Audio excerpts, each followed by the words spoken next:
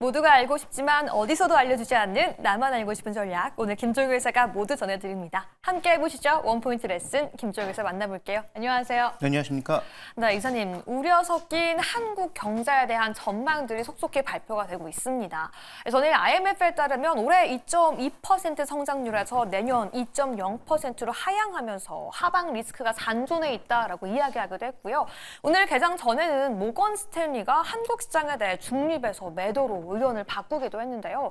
이렇게 경제 전망이 둔화되고 있을 때 저희는 과연 어떤 주제에 집중해봐야 될까요? 함께 열어보시죠.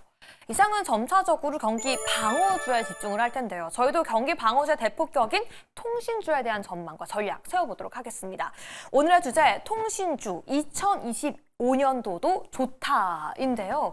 이사님, 한 가지 궁금한 게 2025년도에도 좋으려면 2024년도에도 좋아야지 그 말이 성립이 되잖아요. 2024년도의 통신주 어땠나요? 네, 대표주 KT하고 SK텔레콤을 중심으로 해서는 좋았죠. 네. 단순하게 이제 주가가 52주 신고가를 보였던 것뿐만 아니라 벤치마크라고 볼 수 있는 코스피가 마이너스를 기록하고 있음에도 불구하고 30% 이상 올랐단 말이에요. 네. 그러니까 벤치마크 대비해서 무려 30% 이상 좋았다라고 하는 것은 당연히 좋은 성과라고 볼 수가 있을 거고요. 물론 연간 기준으로 몇 배 오른 종목군들이 있으니까 그쵸. 그런 종목 비해서는 낮다라고 볼 수 있으나 안정적인 산업 속에서 큰 변화 없이 관세 위험도 전혀 없는 그런 종목이라는 측면에서 보면 내년도에도 통신주가 좋은 게 있다면 두려워할 이유가 전혀 없지 않을까라는 차원에서 통신주의 2025년 전망, 몇 가지 증권사 전망 중에서 핵심만 쏙쏙 뽑아서 어떤 것들을 봐야 되는지 살펴보도록 하겠습니다. 네, 사실 많은 분들이 통신주의 상승 체감하지 못할 정도로 그동안은 반도체니 바이오니 다른 섹터에만 더 집중을 했던 것 같은데요. 2025년 초반에는 통신주에 집중해야 될 것 같습니다. 그러면요, 이사님, 저희가 통신주 핵심 포인트들 어떤 점을 좀 초점을 맞춰봐야 될까요? 네, 우리가 통신주 하면 잘 안 올라가는 종목 아니야? 대당밖에 없겠지라고 생각하지만 내년에 일단 기본적으로 이익이 늘어날 부분이 있다는 것부터 말씀드리고 싶고요. 네. 그다음에 성장이 없다? 성장도 있습니다. 그렇다면 이 두 가지가 존재하는 상황에서 약간은 배치가 좀 대척점일 수도 있는데 투자가 재개될 경우에는 말씀드렸던 이익의 감소가 나타날 수 있잖아요. 그럴 때 주가는 또 어떻게 움직였는지도 한번 살펴보면 내년도에 그 통신업종을 둘러싼 여러 가지 이슈들을 좀 다각도로 살펴볼 수 있지 않을까 이렇게 좀 보고 있습니다. 오늘 통신주 저희가 2025년 어떤 종목을 좀 공략해야 하는지까지 알아보려고 하니까요. 끝까지 함께 해주시고요. 첫 번째 의문점 바로 열어보도록 할게요. 아니, 조금 전에 포인트에서 이사님이 분명히 증익이 있다라고 말씀해 주셨어요. 근데 저도 그렇고요. 우리 시청자분도 그렇고요. 통신주의 증익하면 아니 비용을 쥐어짜는 것 말고 통신주가 이익이 어디서 늘 수 있나라는 의구심이 당연히 들 것 같아요. 네, 이미 이제 광고 선전비를 줄임으로써 전체적으로 통신주 이익이 좋아졌죠. 그러니까 네. 매출이 더 추가적으로 크게 늘어날 부분이 없어요. 네. 신규 사업을 여러 가지를 추진해봤지만 아직까지 뚜렷한 성과가 나오지 않고 있는 상황이고 그다음에 MNP 같은 이 정도의 이동으로 이제 매출을 늘릴 수가 없기 때문에 광고 선전비를 줄여서 이익을 조금 올린 부분, 그다음에 올해도 광고 선전비가 크게 늘어날 가능성은 없다라고 봐야 되는데요. 근데 2025년의 핵심은 바로 이것입니다. 비용이 지속적으로 감소하는데 기존의 광고 선전비를 줄이는 것으로 끝나는 게 아니라는 거죠. 네. 준비된 그림 보시면 그동안 이 통신주의 핵심 포인트는 계속적인 캐펙스 투자가 되지 않습니까? 그쵸. 3G, 4G, 5G로 넘어가는 그런 캐펙스 투자가 이어질 수밖에 없는데 이런 투자는 돈이 일시적으로 나타나지만 감가상각은 장기간 하게 됩니다. 그쵸. 보통 한 6년에서 10년 정도의 감가상각을 하게 되는데 KT는 벌써 6년의 감가상각을 끝내고 내년부터는 이 감가상각비가 플러스로 돌아서기 때문에 감가상각비가 돈은 이미 나갔는데 회계상으로 이렇게 조금씩 비용을 나눠서 지급하는 거잖아요. 그러니까 이게 끝나게 되면 감가상각비가 줄어들므로써 자연스럽게 이익이 증가하게 되죠. 물론 다른 회사들은 좀 더 늦게 되긴 하지만 전체적으로 지금 추세가 다 감가상각비가 줄어드는 추세로 가고 있다는 게 핵심 포인트입니다. 그래서 다시 투자가 내년부터 재개되지 않는다면 감가상각비가 줄어드는 것만으로도 이익은 좋아질 수 있다. 이게 핵심 포인트고요. 다음 준비된 그림 보시죠. 그러면 이러한 이익이 좋아지면 어떤 현상이 나타날 거냐. 기본적으로 세 회사 모두 계속 그 비용을 올리고 있는 게 주주환원 비용들이잖아요. 네. 주주환원이 계속 올리고 있단 말이죠. 근데 이익이 늘어나는데 주주환원이 안 늘어난다? 그럴 리가 없잖아요. 그쵸. 이 통신사들은 기본적으로 이익이 늘어나면 은행주와 마찬가지로 계속적으로 이걸 올리게 됩니다. 주저를 올리게 되면 밸류 펀드의 작용이 아마 올해부터 내년까지 쭉 이어져서 나타날 개연성이 높은데 주저는 펀드에서 실현할 리가 없죠. 그래서 그런 차원에서 놓고 봤을 때 코스피가 지금 배당률이 한 2%밖에 안 되지만 통신주는 대표주를 중심으로 4% 이상의 배당 수익률도 기대하고 있으니까 배당 수익률만으로도 2배예요. 네. 그런데 내년에 이익이 증가한다? 주주환원이 더 늘어난다?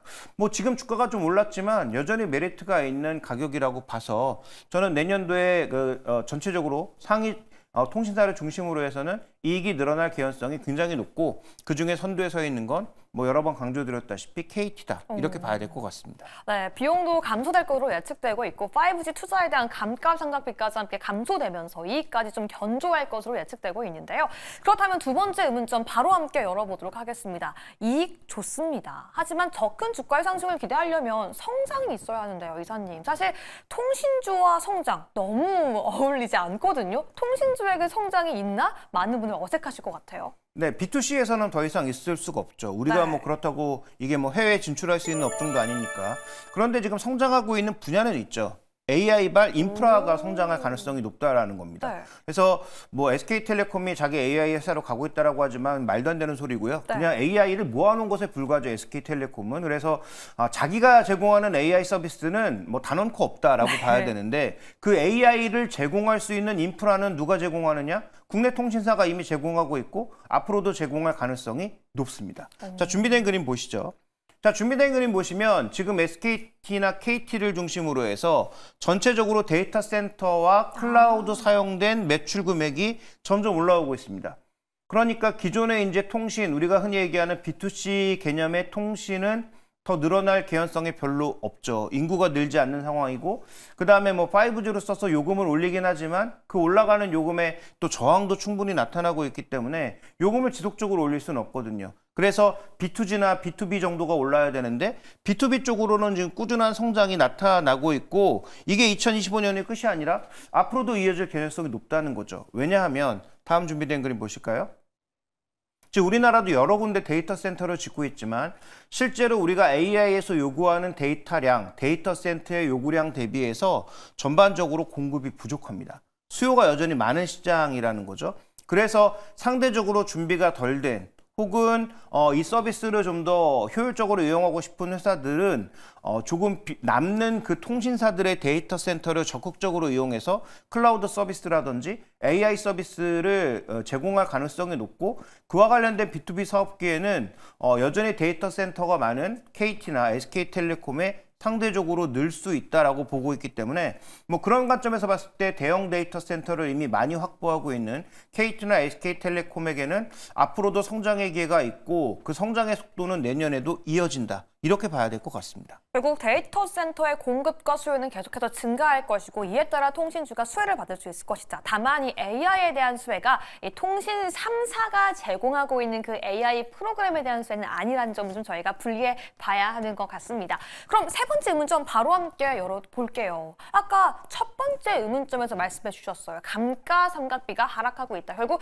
투자가 더 늘지 않는 상태에서 이익이 좀 증가할 수 있을 것이다라고 말씀해 주셨는데 그럼 현 시점에서 뭐 KPX라던가 투자가 더 늘면 안 되는 거 아닐까요? 네, 투자가 늘면 그래서 주가가 어떻게 움직였는지 한번 살펴볼 필요가 네. 있겠죠. 물론 투자의 목적이나 투자를 어디다 쓰는지가 중요합니다. 그래서 기존에 하지 않았던 뭐 그 망 재분배 뭐 이런 데 돈을 쓰는 것에 대해서는 오히려 시장이 부정적으로 발생할 가능성이 높은데 네. 그런데 실제로 과거 사례를 놓고 보게 되면 투자가 늘었을 때 그 다음에 주가가 폭등하는 경우가 많았다라는 거죠. 그래요? 그래서 여기선 투자가 늘어난 것의 본질이 아니고 어떤 투자가 늘어나느냐가 본질이라는 거죠. 그래서 성장을 위한 투자가 늘면 오히려 그 다음에 주가가 폭등하는 경우가 많았다라는 것을 우리가 확인할 수 있는데요.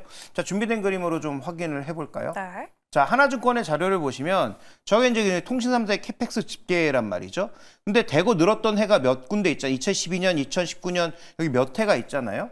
그래서 하나증권은 다른 증권사와 다르게 2025년도에 캐펙스가 늘 거라고 보고 있고 2026년에 대거 증가할 거라고 판단하고 있는데 지금 현재 구간에서 보면 2010년도에 투자를 늘릴 때 주가는 조금 늘렸지만 그 이후에 오히려 주가가 폭등하는 그런 양상이 나타났 나타난 가장 중요한 이유는 이때 그 캐펙스 투자로 인해서 이익이 늘어날 것을 계상하고 네. 이미 주가는 그렇게 움직이고 있다라는 거죠. 결국은 주가라고 하는 게 미래 이익을 현재 가치화하는 것이기 때문에 투자로 인해서 이익이 줄어든다고 해도 미래 성장의 방향이 보이면 오히려 더 공격적인 투자가 나타날 개연성이 있다라는 점을 눈여겨볼 필요가 있습니다. 그래서 2025년도의 변수는 과연 망재분배, 5G에 대한 재투자 이런 것들이 언제 나타나느냐가 핵심 포인트일 텐데 그런 게 나타난다고 하더라도 미래 성장을 위한 투자라면 오히려 잠시 이익이 줄어들고 주가가 눌릴 수 있겠지만 네. 그때가 오히려 더 기회더라. 그때 더 사야 장기적으로 통신주 주가가 크게 올라가는 것을 만끽할 수 있기 때문에 뭐 투자가 늘어난다고 해서 크게 걱정할 건 없다. 투자의 본질이 무엇이고 투자의 목적이 무엇인지를 집중해 볼 필요가 있겠다. 이렇게 말씀을 드리고 싶습니다. 사실 투자자분들은 투자가 늘어난다라고 한다면 더 두려워하고 이익이 감소하지 않을까 우려하겠지만 이 통신 3사 같은 경우는 역사적으로 투자가 늘어났을 때 주가까지 함께 반응을 했기 때문에 그 목적과 방향성이 뚜렷한지 여부에 집중해 보면서 이익 상승, 2025년 주가의 상승까지 함께 기대해 보도록 하겠습니다. 그럼 저희 결론까지 한번 도출을 해봐야 될 것 같아요. 2025년 초반을 대비해 보면서 통신주 지금 매수해야 될까요? 예, 그렇습니다. 일단 기본적으로 증익이 있다라는 것, 네. 그다음에 증익이 있으면 주주환원의 증가가 있다라는 것, 그것이 전반적인 가치 상승과 수급에 유입을 이끈다라는 것을 한번 주목해 볼 필요가 있을 것 같고요. 그래서 KT와 SK텔레콤 같은 대표 종목군들을 주목해 볼 필요가 있겠다. 두 종목이 B2B에서의 성장, 감가상각비로 인한 증익 이런 것들을 대표적으로 받아 안을 수 있는 대표주이기 때문에 또 두 종목이 최근 주가가 올랐다고는 하지만 늘어나는 주주환원을 고려해 봤을 때 배당 수익률 기준으로 여전히 메리트가 있다는 네. 관점에서 내년도에 여러 가지 업황이 확실한 방향이 보이지 않는다면 이걸 100% 살 수는 없죠. 그쵸. 뭐 왜냐하면 아무래도 뭐 성장한다고 해도 성장의 폭에 한계가 있으니까. 그렇지만 포트폴리오의 한 축으로서는 올해도 그러하였듯이 내년에도 좋은 포트폴리오의 한 기둥이 될 가능성이 높다. 전 그렇게 보고 있습니다. 아니 그런데 지금 이 순간에 한 종목이 굉장히 서운해할 것 같아요. KT도 있고 SK텔레콤도 있는데 LG U+가 조금 빠진 것 같거든요. 네, LGU+는 아직까지 실적적인 측면에서 그다음에 말씀드렸던 B2B 서비스라든지 이런 쪽에서의 추가적인 이 가능성이 두 종목 대비해서는 좀 떨어지기 때문에 저는 뭐 탑픽은 KT라고 보고 있고 SK텔레콤이 뭐 차선책이라고 보고 있는데 LGU+를 이 안에 넣기에는 아직은 좀 더 확인할 내용들이 많다라고 보고 있고요. 무엇보다도 사용자가 네. 가장 작은 LGU+는 추가적으로 증익에 있어서도 제한적일 수밖에 없다. 이렇게 봐야 될 것 같습니다. 아니 오늘 통신주를 제안해 주시면서 KT가 탑픽이다라고 말씀해 주셨는데 아무래도 많은 분들이 그럼 언제 들어가는지 그 타이밍이 궁금하실 것 같아요. 사실 많은 분들이 찬바람 불면 배당주를 봐야 한다라고 말을 하잖아요. 오늘 소폭 상승하고 있는 KT 지금 들어가도 타이밍적으로 문제 없을까요? 타이밍적으로는 오히려 지금보다는 배당 관련 매수가 끝나는 내년 초가 더 좋은 타이밍이 될 수 있죠. 그래서 2025년도에 전반적으로 증익이 있고 배당 관련해서 오히려 배당락이 나오는 뭐 12월 달 연말 정도가 더 좋은 기회가 될 수도 있습니다만 뭐 분할 매수 관점으로 장기적으로 보신다면 뭐 저는 뭐 오늘 매수도 나쁘지 않다라고 보고 있습니다. 좋습니다. 지금 시장 다시 한번 경기 방어주에 집중하고 있는 시점에 저희는 그 대표격인 통신주 그 안에서도 탑픽인 KT까지 함께 알아봤습니다. 오늘도 여러분들의 투자에 도움이 되었기를 바라면서 김종일 사 보내드리겠습니다. 감사합니다.